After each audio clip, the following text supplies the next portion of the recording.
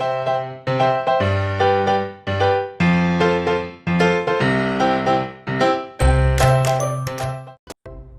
Guys, welcome back to my channel. ఈ వీడియోలో నేను 8 years baby girl knee length frock cutting and stitching ఎలా చేయాలో చూపించబోతున్నాను.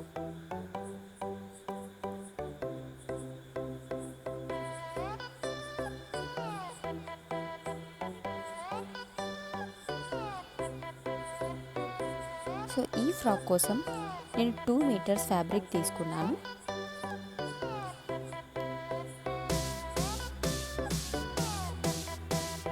సో ఇలా క్లాత్ని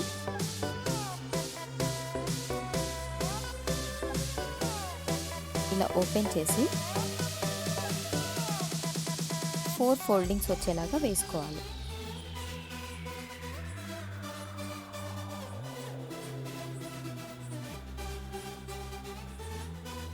సో నేను ఇక్కడ మెజర్మెంట్స్ అనేవి చూపిస్తున్నాను. చెస్ట్ లూజ్, వేస్ట్ లూజ్, అలాగే body length, goal length. So నేను ఇక్కడ ఫస్ట్ వచ్చేసి మనం గోల్ పార్ట్ని కట్ చేసేసుకోవాలి. సో ఇక్కడ నేను వైట్ బార్డర్ ఉంది కదా, అది కట్ చేస్తున్నాను. ఇలా కట్ చేసుకున్న తర్వాత మెయిన్ క్లాత్ని ఇలా 2 ఫోల్డింగ్ మీద ఉన్న తర్వాత దాన్ని మళ్ళీ ఫోల్డ్ చేసినట్లయితే 4 ఫోల్డింగ్స్ అవుతుంది. సో ఇలా 4 ఫోల్డింగ్స్ ఉండేలాగా చూసుకోవాలి. సో గోల్ లెంత్ వచ్చేసి 21 ఇంచెస్.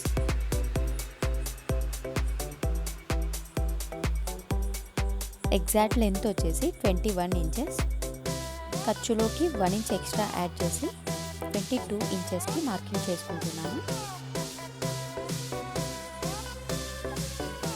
సో ఇలా 22 ఇంచెస్కి మార్కింగ్ చేసుకోవాలి.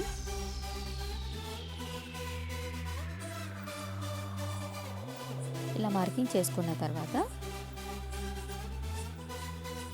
మనం ఎగ్జాక్ట్ మార్కింగ్ ఎలా అయితే చేసామో దాన్ని కట్ చేసేసుకోవాలి.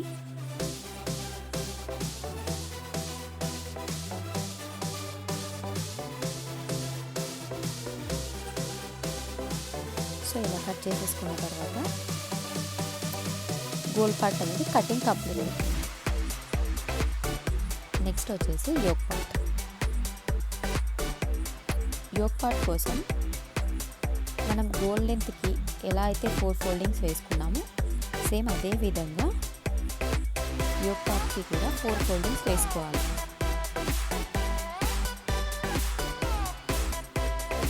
సో బాడీ పార్ట్ లెంత్ వచ్చేసి 10 ఇంచెస్. 10 ఇంచెస్కి ఎక్స్ట్రా 1 ఇంచ్ ఖర్చులోకి యాడ్ చేసి 11 ఇంచెస్కి మార్కింగ్ చేసుకోవాలి. సో ఇక్కడ నేను 11 ఇంచెస్కి మార్కింగ్ చేస్తున్నాను.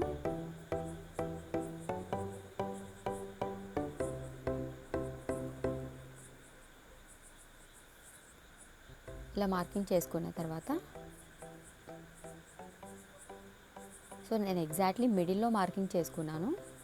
ఎందుకంటే ఇక్కడ డిజైన్ అనేది మిడిల్లో కనిపిస్తే లుక్ అనేది నీట్గా ఉంటుంది. సో ఇక్కడ వచ్చేసి నెక్ లెంత్ వచ్చేసి 3.5 ఇంచెస్కి మార్కింగ్ చేస్తున్నాను. నార్మల్ నెక్ అయితే 2.5 ఇంచెస్కి సరిపోతుంది. నేను ఇక్కడ బోట్ నెక్తో స్టిచ్ చేస్తున్నాను కాబట్టి 3.5 ఇంచెస్కి మార్కింగ్ చేస్తున్నాను. సో ఇలా 3.5కి మార్కింగ్ చేసుకున్న తర్వాత షోల్డర్ లెంత్ వచ్చేసి 2.5 ఇంచెస్. సో 2.5 ఇంచెస్కి మార్కింగ్ చేసుకోవాలి.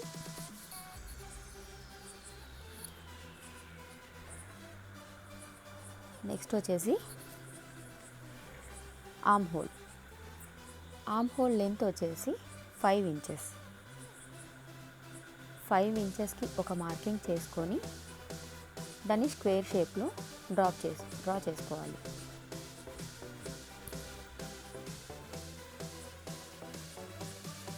సో ఇలా 5 ఇంచెస్కి మార్కింగ్ చేసుకున్నాను. నెక్స్ట్ వచ్చేసి ఎగ్జాక్ట్లీ ఆర్మ్ హోల్ కింద చెస్ట్ లూజ్ వచ్చేసి 25 ఇంచెస్. 25 inches divided by 4. మనం ఇక్కడ 4 ఫోల్డింగ్స్తో వేసాం కాబట్టి డివైడెడ్ బై 4, 6.25 ఇంచెస్కి మార్కింగ్ చేసుకున్నాను. అండ్ అలాగే ఎక్స్ట్రా ఖర్చులోకి 2 ఇంచెస్ యాడ్ చేసి మార్కింగ్ చేసుకున్నాను. ఎగ్జాక్ట్ మార్కింగ్ ఎలా అయితే చేసామో అదే విధంగా కట్ చేసేసుకోవాలి.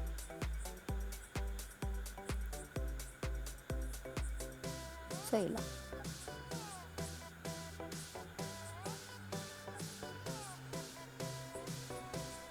నేను ఇక్కడ కట్ చేసేసాను. యోక్ పార్ట్ అనేది కంప్లీట్ అయిపోయింది. నెక్స్ట్ లైనింగ్ అనేది ఎలా కట్ చేయాలో చూపిస్తాను. లైనింగ్ ఫ్యాబ్రిక్ కూడా నేను 2 మీటర్స్ తీసుకున్నాను. ఇలా 2 ఫోల్డింగ్స్ వేసి ఒక సైడ్ కార్నర్ నుంచి ఇలా కోన్ షేప్లో ఫోల్డింగ్ చేసుకోవాలి.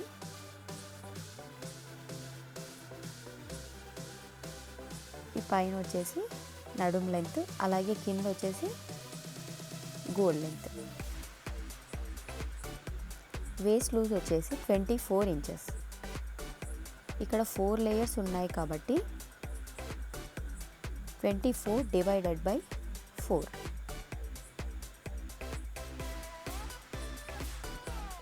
So 6 inches. 6 ఇంచెస్కి ఎక్స్ట్రా ఖర్చులోకి 2 ఇంచెస్ యాడ్ చేసి 8 ఇంచెస్కి మార్కింగ్ చేసుకోవాలి. సో ఇలా ఎగ్జాక్ట్లీ 8 ఇంచెస్కి మార్కింగ్ చేసుకోవాలి.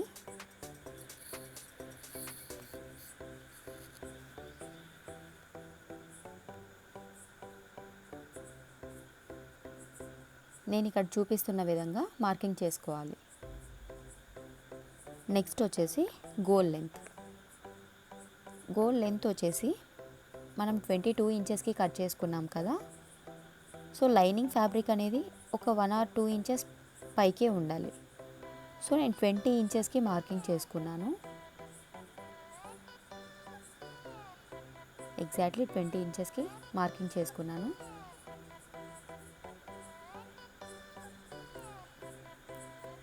ఎలా అయితే మార్కింగ్ చేసామో సేమ్ అదే విధంగా కట్ చేసేసుకోవాలి. సో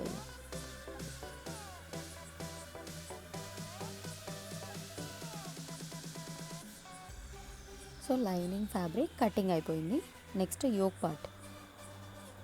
మనం గోల్ లెంత్లో కట్ చేయంగా మిగిలిన ఫ్యాబ్రిక్ని యోక్ పార్ట్కి కట్ చేసేసుకోవాలి.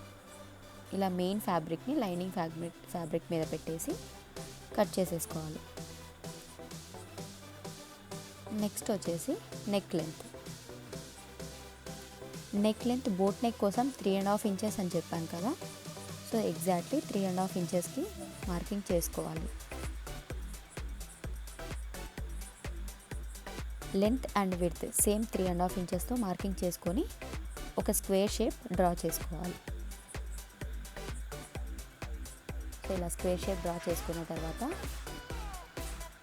ఇలా కార్నర్ నుంచి 1 ఇంచ్కి మార్కింగ్ చేసుకొని దాని లోపల సర్కిల్ అనేది డ్రా చేయాలి.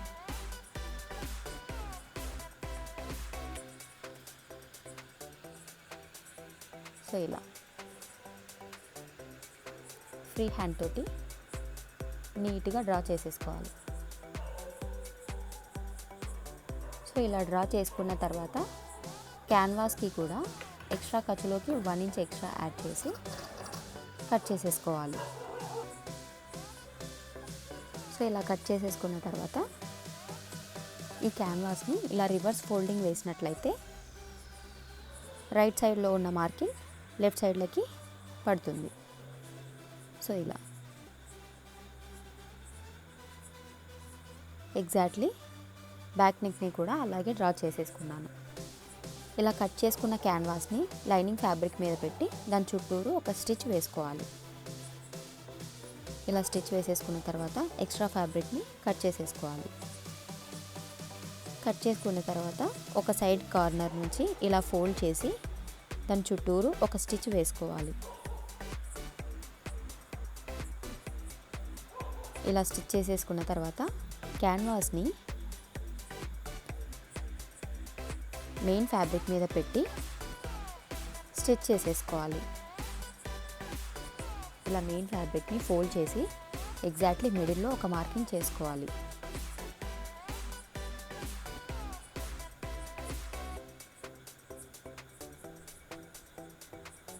ఇలా మార్కింగ్ చేసుకున్న తర్వాత లైనింగ్ ఫ్యాబ్రిక్ని కింద పెట్టేసి మెయిన్ ఫ్యాబ్రిక్ని పైన పెట్టేసుకొని exactly canvas mid point and main fabric mid point రెండు ఒక సైడ్ ఉండేలాగా చూసుకొని అటు ఇటు కదలకుండా దానిపైన ఒక స్టిచ్ వేసుకోవాలి. సో ఇలా స్టిచ్ వేసేసుకున్న తర్వాత ఇలా మనం నెక్ ప్యాటర్న్ ఎలా అయితే డ్రా చేసామో ఎగ్జాక్ట్లీ అలానే ఒక స్టిచ్ వేసుకోవాలి. ఇలా స్టిచ్ వేసిన తర్వాత మిడిల్లో ఉన్న ఎక్స్ట్రా క్యాన్వాస్ పీస్ని కట్ చేసేసుకోవాలి.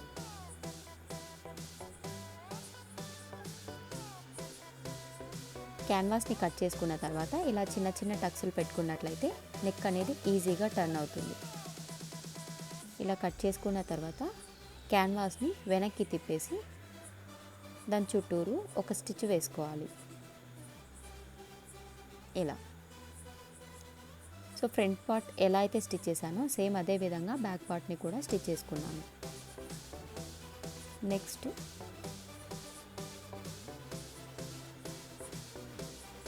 స్లీవ్స్ కోసం నేను స్లీవ్లెస్ పెట్టి దానిపైన ఫ్రిల్స్ పెడుతున్నాను. సో ఇలా ఒక స్ట్రైట్ పీస్ని తీసుకున్నాను 2 ఇంచెస్ వెడల్పుతో. ఇలా 2 ఇంచెస్ వెడల్పుతో ఒక స్ట్రైట్ పీస్ని తీసుకొని దాన్ని ఫోల్డ్ చేసి స్టిచ్ చేసేసి చిన్న చిన్న కుచ్చులు పెట్టాను. సో ఇలా చిన్న చిన్న కుచ్చులు పెట్టుకొని స్టిచ్ చేసుకున్నాను. నెక్స్ట్ వచ్చేసి షోల్డర్స్ జాయిన్ చేసుకోవాలి. Front part and back part ఇలా షోల్డర్స్ జాయిన్ చేసిన తర్వాత మనం ఫ్రిల్స్ పెట్టి స్టిచ్ చేసుకున్న పీస్ని ఇలా ఆర్మ్ హోల్ దగ్గర స్టిచ్ చేసేసుకోవాలి.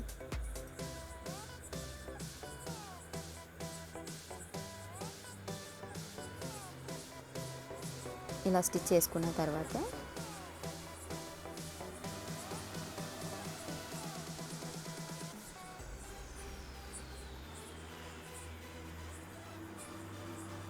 సో ఇలా రైట్ సైడ్ అయితే ఎలా స్టిచ్ చేసుకున్నామో సేమ్ అదే విధంగా లెఫ్ట్ సైడ్ కూడా స్టిచ్ చేసేసుకోవాలి. ఇలా 2 సైడ్స్ స్టిచ్ చేసుకున్న తర్వాత యోక్ పార్ట్కి గోల్ పార్ట్ని అటాచ్ చేసేయాలి. సో గోల్ పార్ట్ వచ్చేసి చిన్న చిన్న ఫ్రిల్స్ పెట్టి కుట్టుకోవాలి. ఇలా స్టార్టింగ్ 1 or 2 ఇంచెస్ గ్యాప్ వదిలేసి దాని తర్వాత నుంచి చిన్న చిన్న కుచ్చులు పెట్టుకొని స్టిచ్ చేసుకోవాలి. సో ఇలా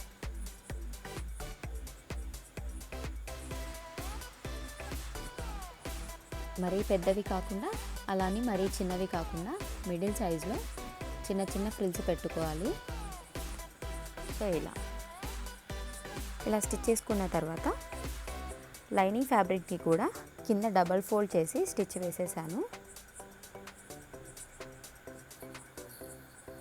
ఇప్పుడు లైనింగ్ ఫ్యాబ్రిక్ని అలాగే మెయిన్ ఫ్యాబ్రిక్ని రెండింటిని అటాచ్ చేసేసుకోవాలి.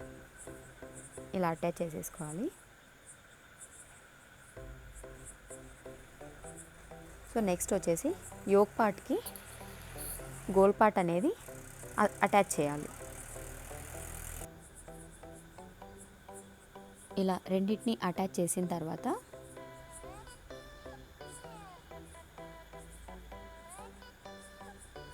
సో ఇలా 2 సైడ్స్ అటాచ్ చేసేసుకోవాలి. నెక్స్ట్ వచ్చేసి చెస్ట్ లెంత్ అలాగే వేస్ట్ లెంత్ రెండింటిని ఎగ్జాక్ట్లీ మార్కింగ్ చేసుకొని ఆర్మ్ హోల్ దగ్గర నుంచి కింద గోల్డ్ పార్ట్ వరకు ఒక స్టిచ్ వేసుకోవాలి. సో ఇలా చెస్ట్ లూజ్ వచ్చేసి 25 ఇంచెస్ డివైడెడ్ బై 2. సో 13 ఇంచెస్కి మార్కింగ్ చేసుకొని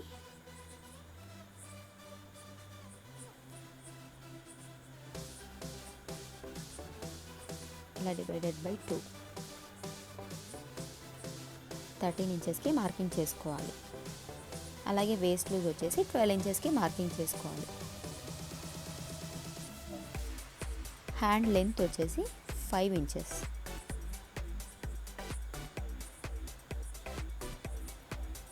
ఇలా హ్యాండ్ దగ్గర నుంచి కింద వరకు ఒక స్టిచ్ వేసుకోవాలి.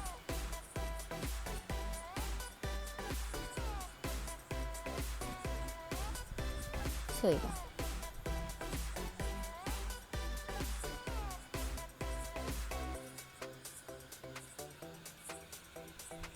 this is the final look of the frock. Thanks for watching.